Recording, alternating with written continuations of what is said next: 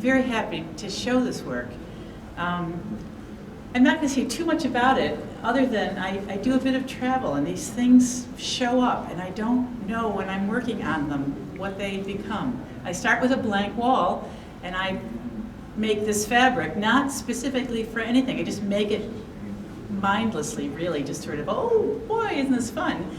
And then I end up with this fabric that all kind of works together. And then I figure out, like, what is it?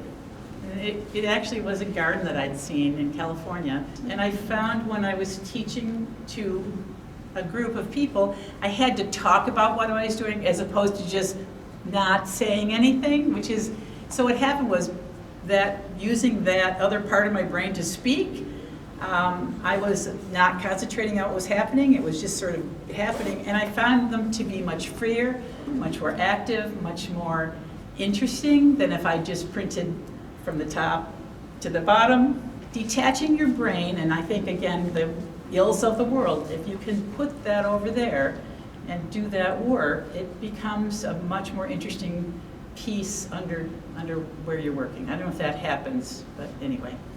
So I don't do a million sketches. I don't, like you guys with the sketchbooks, but anyway, I've got like, I've been doing this for 40 years. I have a file in my head. Right. And you just pull down that stuff and you make them, so yeah. We're good? Yeah.